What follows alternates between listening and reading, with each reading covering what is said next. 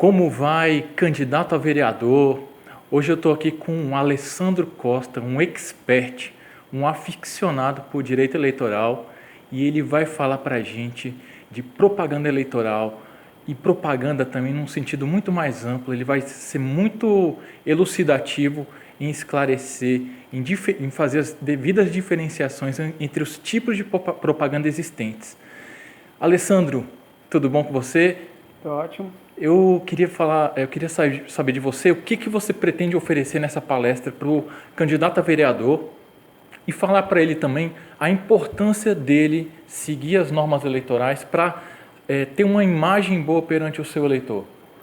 A intenção principal é direcionar e explicar os vários tipos de propaganda política.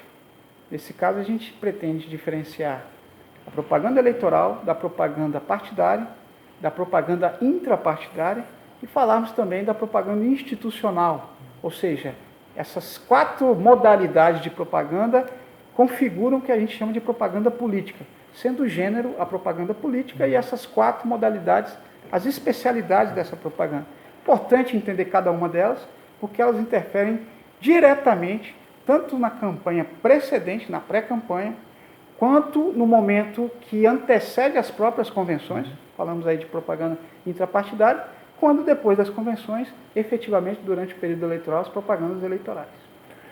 Queria que você falasse também da importância do candidato estar atento às normas eleitorais que ficaram mais restritivas em relação à propaganda e, obviamente, o candidato se conscientizar de que o mais importante é ele mesmo, o mais importante é o próprio conteúdo que ele vai oferecer e não toda aquela papelada, aquele papelório, aqueles santinhos, aquela sujeira toda que a gente via nas campanhas anteriores. É verdade, cada vez mais, tanto o Ministério Público, quanto a Justiça Eleitoral, quanto o próprio cidadão tem serviços como fiscais dessas atitudes. O candidato sujão, por exemplo, ele já sai atrás, na verdade, na corrida eleitoral. Então é importante saber que tudo isso vai ser verificado, enseja multa, enseja sanções, que podem representar um desfalque considerável na campanha do candidato. Importante dizer das reformas eleitorais, falar da reforma de 2015, falar da vedação à utilização, por exemplo, de cavalete e boneco na próxima eleição, falar das dimensões agora adotadas para a campanha, por exemplo, as dimensões para os adesivos, 50 por 40 centímetros, as dimensões máximas agora atingindo tão somente meio metro quadrado do material publicitário.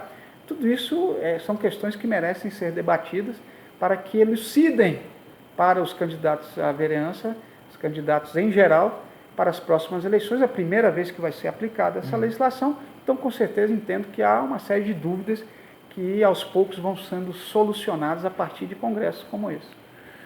Professor Alessandro, o senhor é meu colega, cientista político também, mestre em ciência política, e eu queria que o senhor falasse para o candidato a vereador da importância dele seguir essa regularmente, tendo em vista que a política está cada dia mais desacreditada. Então, o eleitor ele está muito impaciente, muito sensível, está à flor da pele em relação à política. Então, o que ele deveria fazer, como ele deveria atuar para realmente fazer a diferença, ser o vereador transformador que o Congresso se propõe a ajudar? Eu acho que essa transformação ela começa com o próprio candidato, a partir da conscientização de que, por exemplo, projetos legislativos como a Lei Complementar 135 de 2010, que alterou a Lei das Inelegibilidades, já é uma lei que está inserida num contexto do cidadão, da sociedade civil, da sociedade organizada. Então não se admite mais candidatos que não tenham a ficha limpa. É preciso então demonstrar isso com documentos e com atos.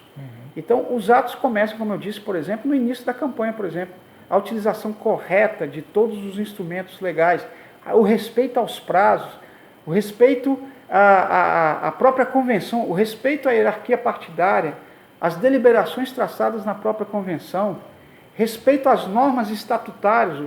Não existe candidato avulso. Todo candidato está vinculado a uma agremiação. Então, o candidato, quando busca, por exemplo, essa agremiação, ele tem que estar honesto consigo mesmo que ele buscou um projeto. O projeto a uma candidatura não pode ser pessoal. Começa aí. O projeto tem que ser um projeto coletivo que começa com os ditames do partido e a partir daquele projeto do partido tentar levá-lo ao maior número de munícipes, seja na vereança, seja na prefeitura, mas ser honesto com essa ideologia. E a partir daí, ser honesto com as suas propostas.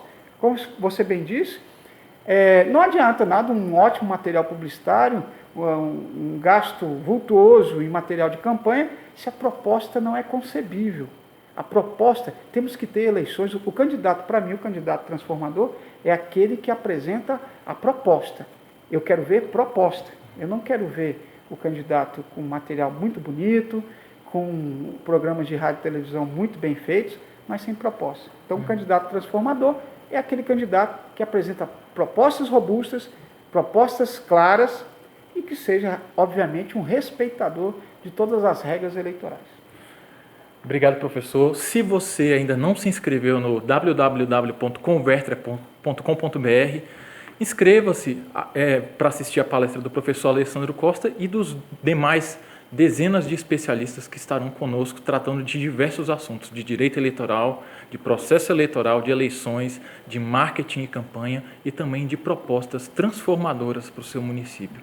Um grande abraço do Cadu Novato, organizador do Congresso Nacional de Candidatos a Vereador Transformador.